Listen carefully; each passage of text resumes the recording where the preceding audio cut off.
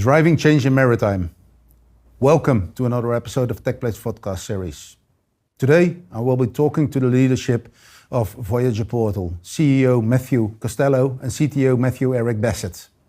We will touch upon chartering operations in unpredictable markets. Looking forward to the discussion.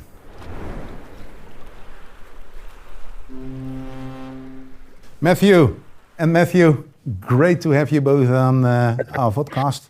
Really thrilled to have you on. One actually in live who flew in from London, Matthew from Houston.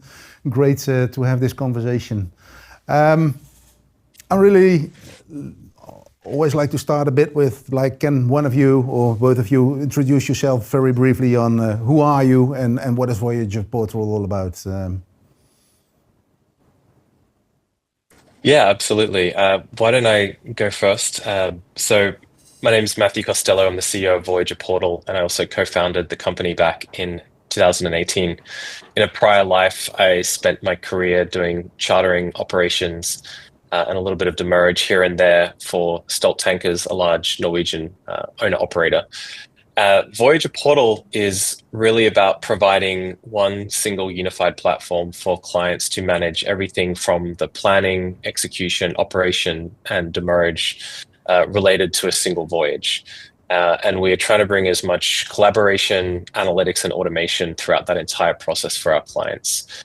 This is kind of our goal, and our end mission is really to help our clients predict and optimize their shipping costs. That's what we're really focused on at Voyager Portal. And I don't know if Matthew, Eric, you want to go next? There's no one else to go. My name is Dr. Matthew Eric Bassett. The doctor is from a past life. I used to have a PhD in number theory. I still have a PhD in number theory.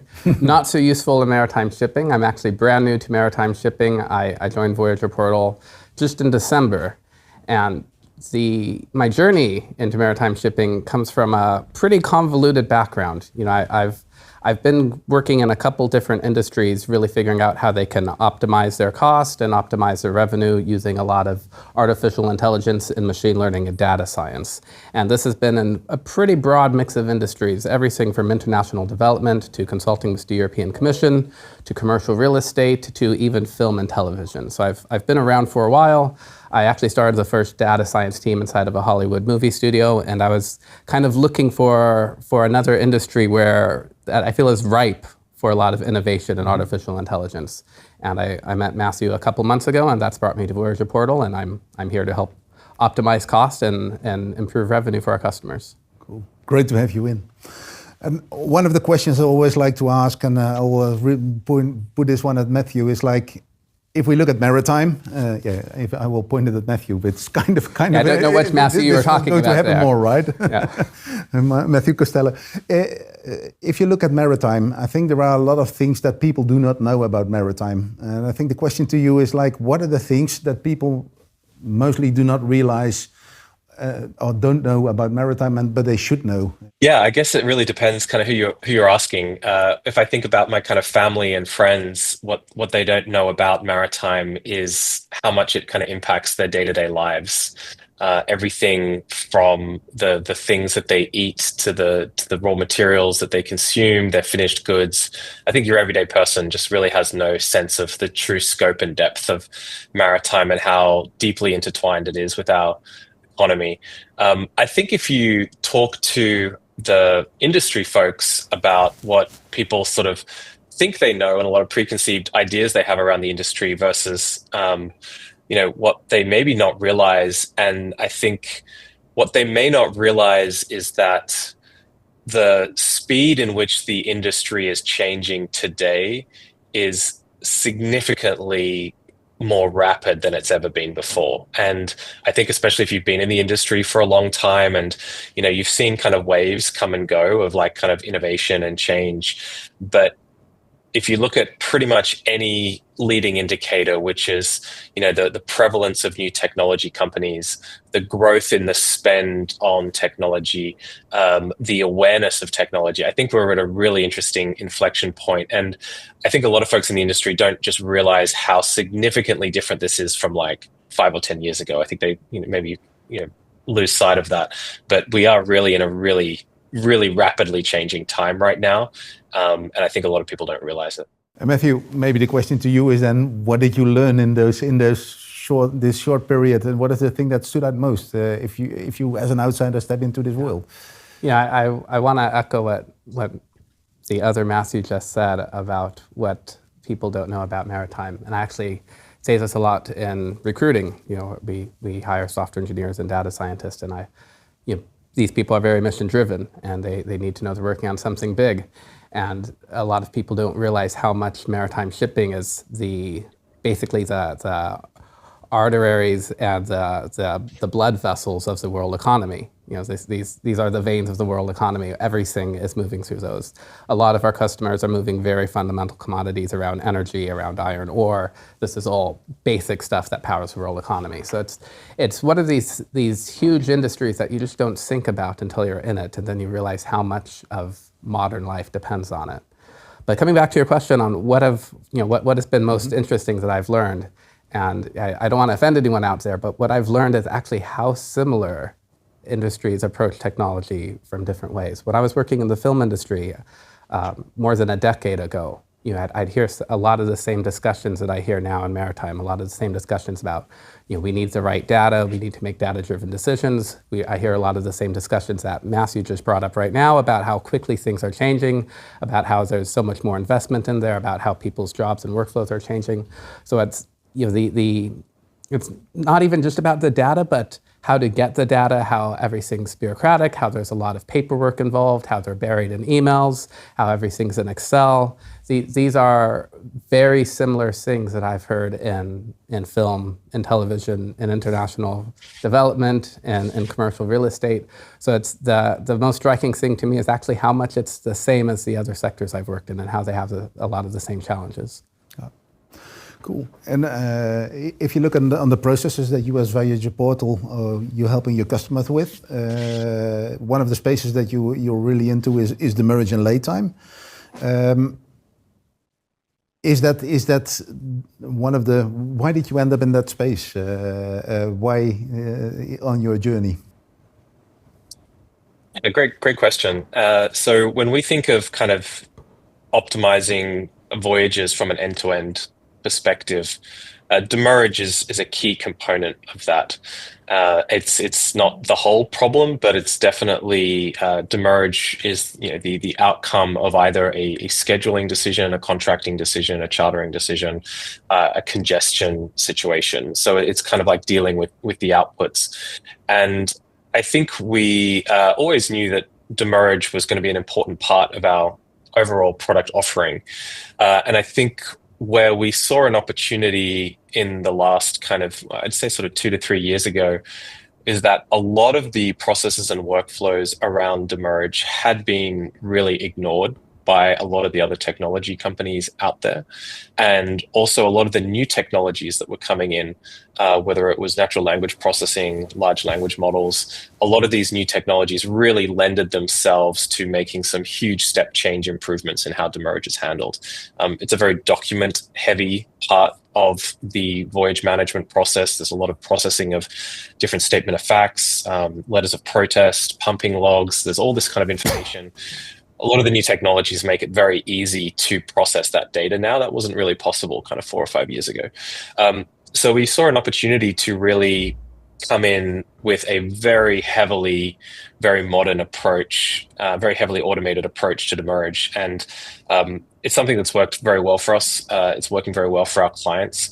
But I think most importantly, there is an ROI there that you can demonstrate, which immediately impacts the bottom line, and you can contribute it quite specifically to the tool or the people doing the work.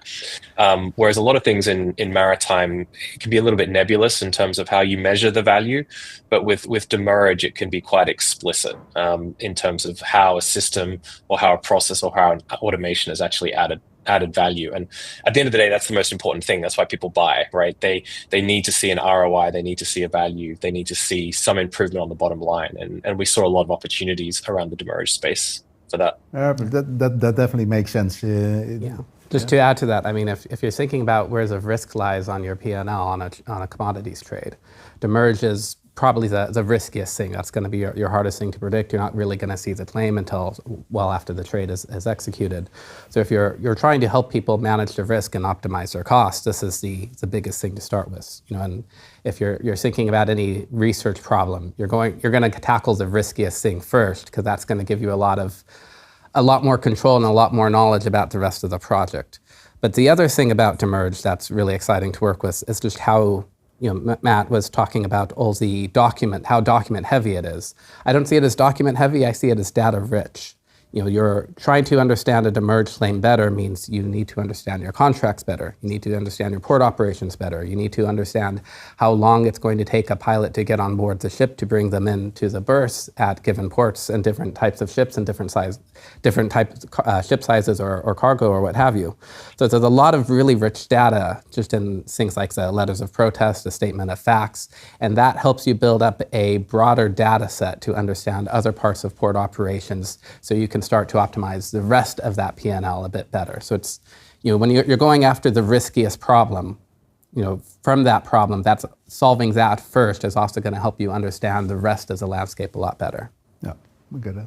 And I think it's an interesting bridge as well. I think we are looking at TechPlay, we're really looking at the operational side of things. Like the merge hasn't happened yet. We are looking on predictions that are coming in, things that are still that you still can influence on that part. How do you see that move? If you look at the merge as you are doing it, as I understand it correctly, that's kind of hindsight, where you say like we're doing the processing of the things that happened after the fact. You already mentioned like you can bring in the data and start to learn from it. How is the uptake in the industry? How do you see that once you make this visible, that people are willing and able to pick up that challenge? Yeah, when you're thinking about our demurrage tool and just like automatic processing of an SOF, and in some cases you'll talk to some people in the industry who are a bit nonplussed about it. They're not that excited because it's like, well, I'm actually pretty good at reading an SOF myself, and that's fine. But it's a huge difference when you go from it takes me 10 minutes or it takes me to a day to it takes the computer a couple of seconds. And once you're in that point where it's taking the computer a couple of seconds, it starts to open up a lot more opportunities. And one of the things that we're working on with respect to demurrage contracts and laytime clauses and how they interact with the SOF is we're digitizing these contracts, and we're actually creating our own language that's just specifically designed for the legal terms and laytime clauses. So we're not going to think we have no hope and no aspiration to cover all maritime contracts ever, but we think we can take a section of those corresponding to the laytime clauses that affect demurrage and digitize those and turn them almost into an executable program, so that then we can execute a contract, if you will, against a statement of facts and give you that demurrage calculation very quickly. And again, you got your demurrage calculation in 10 seconds. I could have done it, might have taken me a bit longer. What's the big deal? Well, the big deal is now that you have these contracts digitized and you're looking in the past, you're looking at all your demurrage claims in the past 12 months, you can start to ask questions like, what happens if I change this clause? What would have my demurrage cost been in the past 12 months? And now you're able to run a lot of these realistic live simulations. You basically have a computer simulation of your whole demurrage operations, and that can help you tell you what is the optimal clauses. How should you be renegotiating your clauses? What should your weathering clauses should be? If you're shipping a different type of cargo into a different port, you know that the average time to get a pilot on board is this. How should that affect your contracts? So now you've just gone from demurrage, which I said was the riskiest thing, but now that we've understood that, we now have a lot of tools we can take to the rest of the business. So now we can start renegotiating our contracts, we can start looking at those laytime clauses, and we have a lot of computational power to really understand how this is going to affect our bottom line historically and predict it into the future.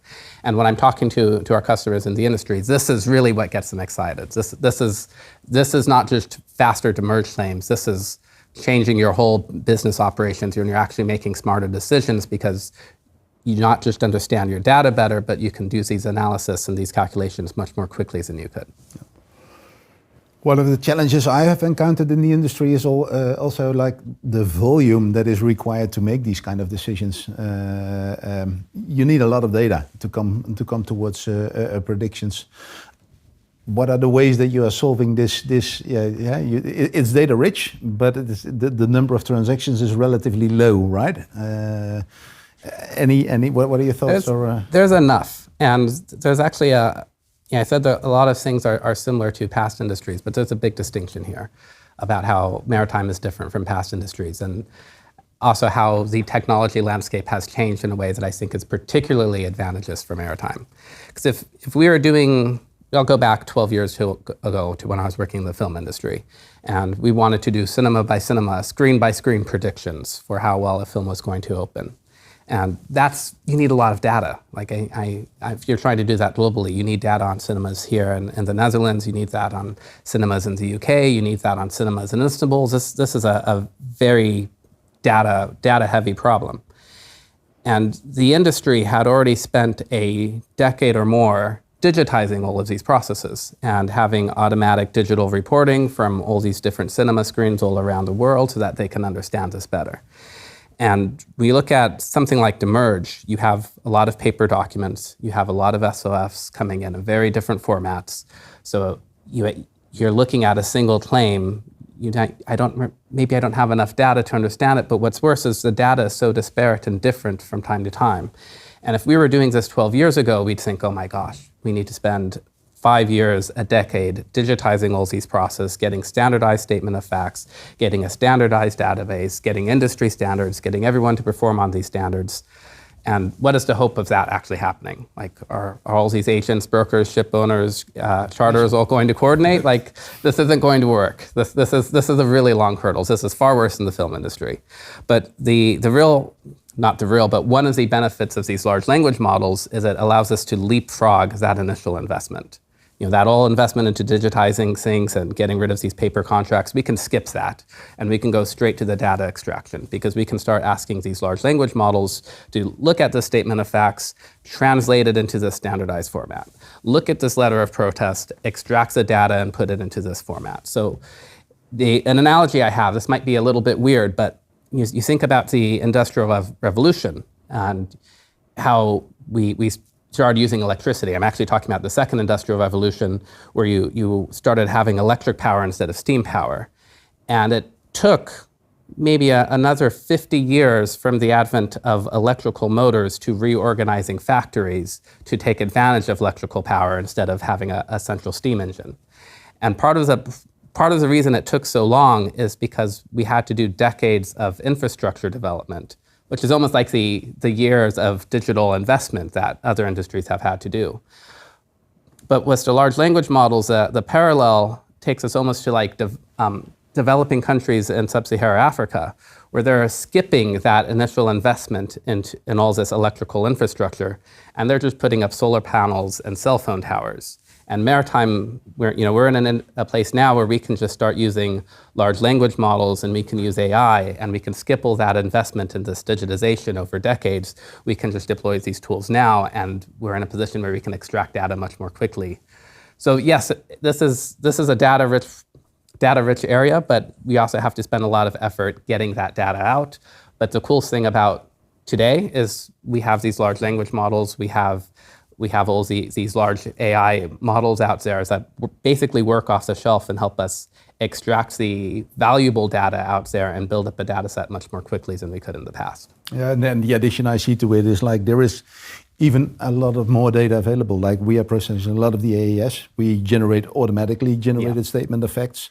If you have these automatically generated statement of facts, you don't need to be part of the process to get the basic insight on what is the performance of a terminal, what is the performance of a vessel, what is the performance of a port, and what are actually the risks of congestion, even though you might not have sufficient data in that part. And that is where I am really excited about where these things start to mix, right? If you have your customer data, your proprietary data, and you can link that into the global knowledge or the global that is available, then it really becomes powerful, and you should be able to leverage that on a very high level.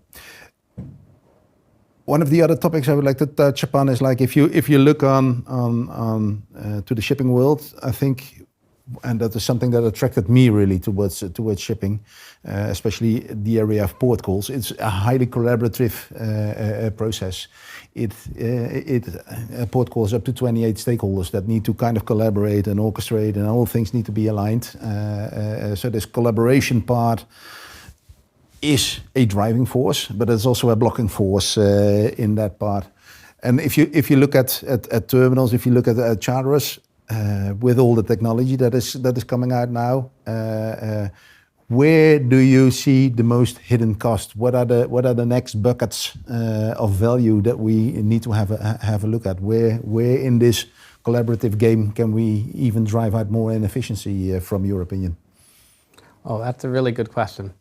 So, I mean, we spend a lot of time at Voyager and with our customers thinking about, this 28 or more stakeholders collaborating. If you think about a vessel nomination process or a vessel clearance process, there's so many different third parties you're working with. So we have built, even before we started saying large language models, we had built a pretty sophisticated workflow engine. And I say workflow, and like people's eyes glaze over, and even internally with software engineers, like, oh my gosh, workflows. But actually, it's a really cool, powerful tool, because we can create these workflows that help these third parties collaborate more effectively. And all right, so this is basically software developments that people would have done 15 years ago or 20 years ago, and trying to help people collaborate better. But some of the really exciting things that are coming online, especially with our workflow engine, is that this is a tool that non-developers can start to use. And you combine this with large language models and what you see going on with software development on how you have large language models very successfully being deployed to write code and to lower the barriers of entry for there. I think you are going to see a lot more people in maritime being able to kind of develop these ways of interacting with the third parties. And I think there's, I mentioned in demurrage, it's really data rich, but also with all these interactions on something like vessel clearance or surveyors, there's a lot of hidden information that happens that is giving you a little nugget of truth about this vessel's performance. Just something that we look at a lot is say the pumping warranties, or something that we're developing is looking at the pumping warranties and contracts, and then cross-referencing that with the pumping logs and seeing how that's going to affect the demurrage claim. This is a little bit tangential from what you're talking about, but this is another case where by digitizing this process, we're grabbing a little bit more data about pumping performance of various vessels. And then this is another place where there's hidden values there. This is going to help you later on when you're coming back to this vessel nomination process. You can see past history of vessel performance, of pumping performance on this vessel. So I think in just digitizing and turning a lot of these collaborations into getting them out of emails, getting them out of places where you're searching through stuff, but getting them onto a system of record where a large language model or an AI agent or just your classic, but machine learning from 10 years ago can kind of read that data and perform a model. I think there's a lot of interesting business questions that we can answer. And just talking to some of our customers in my past 7 months here, I've already learned lots of really interesting business cases where they will be having an internal debate about whether they should have storage, liquid storage really close to a busy terminal they want, or if they should take their move to a different port and a different terminal where the storage is cheaper. And this really, it's a financial question. But to understand this question, you really need to know, everything else we've talked about on demurrage and everything else we've talked about this collaboration on. How long is it going to take a pilot to get on board in these different places? Are you going to have a lot of waiting time? Are you going to have detention claims? Are you going to have demurrage claims? And if you are working in kind of a data blind environment, you're basically making a gut decision. Coming back to how this industry, similar to other industries, this happens a lot in say film. We'd make a lot of gut decisions because we just don't know. But this information is there and it's hidden in these collaborative processes. And once you can extract it, then you can start turning some of these decisions into data-driven decisions. And you can say, actually, we might have to pay more for storage over here, but it's going to be 20% cheaper overall because we have fewer detention claims or demurrage claims or what have you coming out. It enables you to actually create the scenarios and Exactly. to see larger opportunities. Exactly. And coming back to this simulation I mentioned earlier, there's a world we're creating at Voyager where you would start to tweak your laytime clauses and then apply that to your statement of facts from 12 months ago and see what your demurrage cost would have been. As we build up this data set, we're going to have simulations on other things. So you can say, what would happen if I changed my agents at my ports, or what would happen if I actually moved my storage unit somewhere else, or I can run different simulations. What would happen if a refinery went down and I had to do a bunch of trades for my petroleum cargo to somewhere else, and start to get, and instead of trying to run these things on Excel, to get a very data-driven interactive program for answering some of these questions. Yeah. And I'm curious, like there is a lot of opportunity if you think about the data that is there, the decisions that you can make, the different processes that you can create. But there is also something like change and the ability to change the behavior of people. I'm curious in the experience yet that you did have, Matthew, do you see a change how people are dealing with change in that respect? Is the industry ready or more ripe to take a next step, or is this something nice, but we will continue and running our business in the same way? It's a good question. Is the industry ready for change? Yeah, I think the industry is ready for change, and it's kind of showing us that they're ready for change simply just through the additional demand for these tools and this data.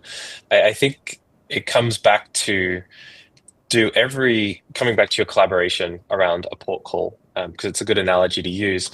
Do all the parties to the port call have the data to understand the impacts of their decisions on the efficiency of that port call?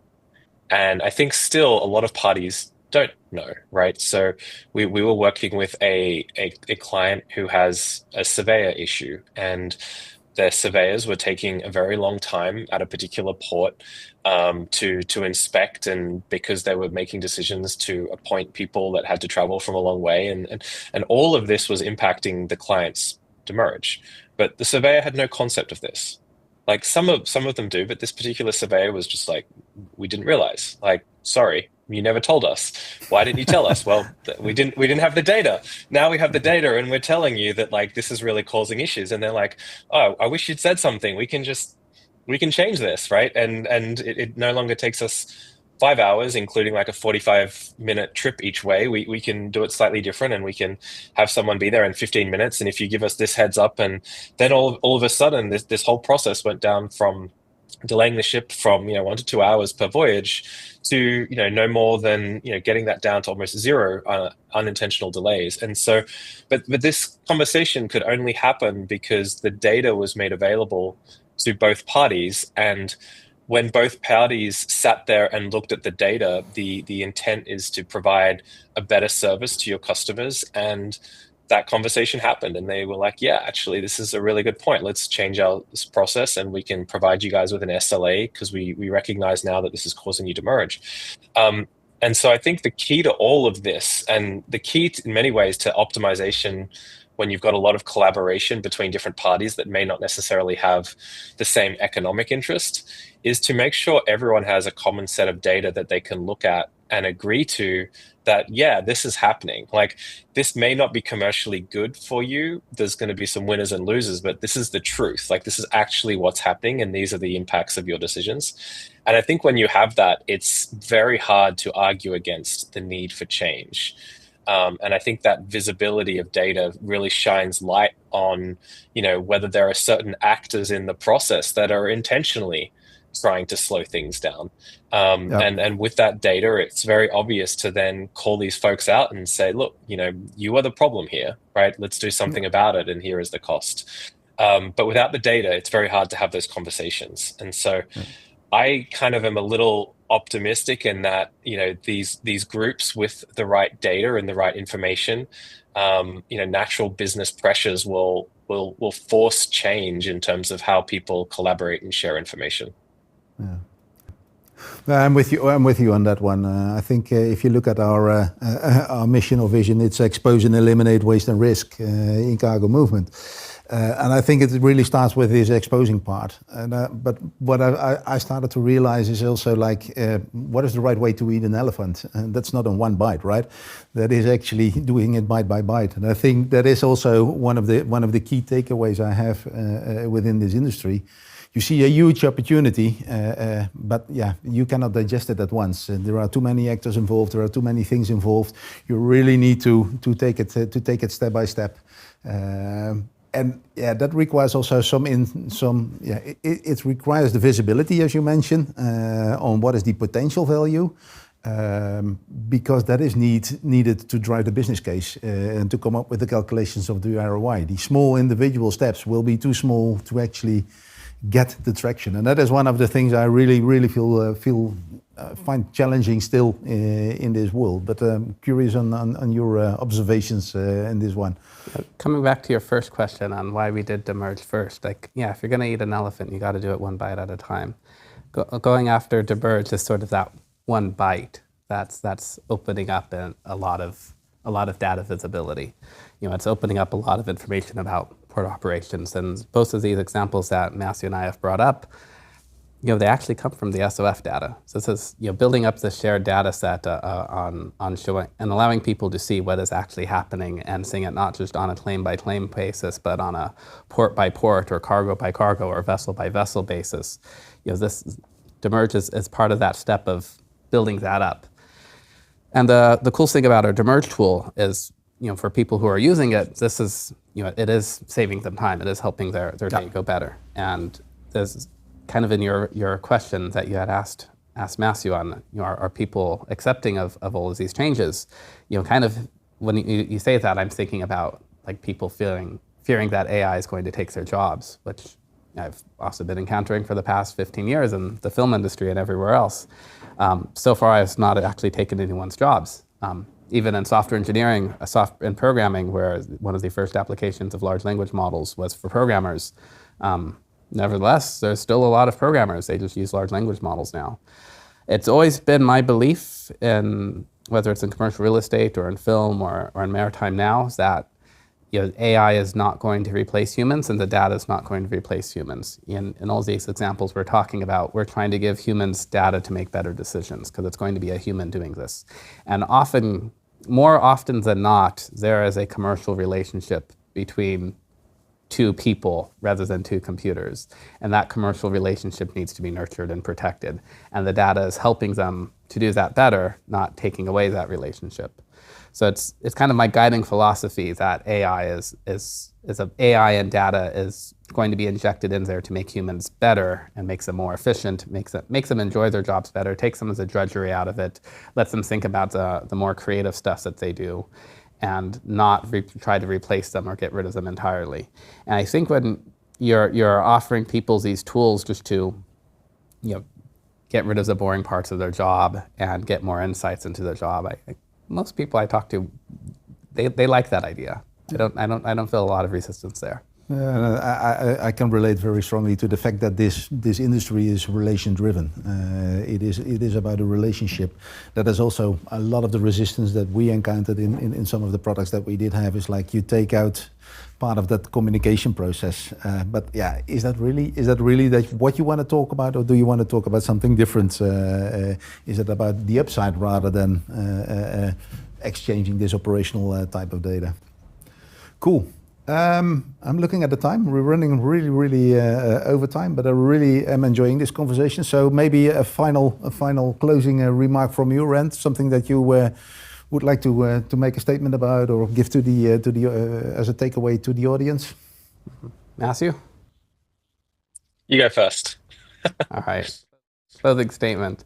Whether it's been in, again, film, commercial real estate, international development, there's a lot of hype about what data and AI can do, but there's a lot of real value, and the tangible real value often looks very different from what people expect initially. The cases where we're going to deploy LLMs, or the cases where we're going to revolutionize demurrage, or where our mission is to help people understand, optimize, and reduce their shipping costs. The places where that's going to look like are probably not going to be an AI agent replacing everything. It's probably going to be a more subtle but way more powerful interaction than anyone has thought of yet. And it's definitely not going to be something I can think of without talking to people in the industry. So I'm just a shout out to all of our customers. Every conversation I've had with any of them has taught me a lot and has opened my mind, and I hope has offered them some new information too on how we can improve the whole industry. Cool, thanks. Matthew?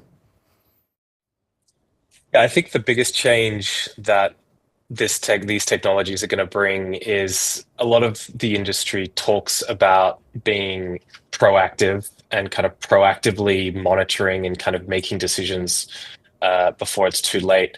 But in reality, most systems out there are pretty backward looking, and they're not actually kind of prompting and advising people to make better decisions. And I think one of the biggest changes that we're going to see with this new technology is that these systems are going to be monitoring things 24/7 in the background, off the data, plus additional live data. And as a user or as a professional in the industry, we see a world in which you're going to be getting so many more suggestions, recommendations, ideas, trends that are kind of popping up that maybe you didn't notice yourself in the data. And so I think as a result, the industry as a whole is going to start getting way more proactive and way more prescriptive in terms of how it works. Across all use cases, right? Not just demurrage, but across all sorts of operations and chartering decisions. And I think from a day-to-day perspective, I think that's one of the big changes that people will notice and feel once they start to get these technologies in their hands. Yeah, it's management by exception and freeing up the time to make other smarter informed decisions. Cool. I really would like to thank both of you for being in the conversation. It really, time flies if you're having a good chat, but thank you very much. And I hope the audience enjoyed it as well. Thank you. Thanks, been a pleasure. Thanks. Matthew. Cheers. Thank you. Thank you.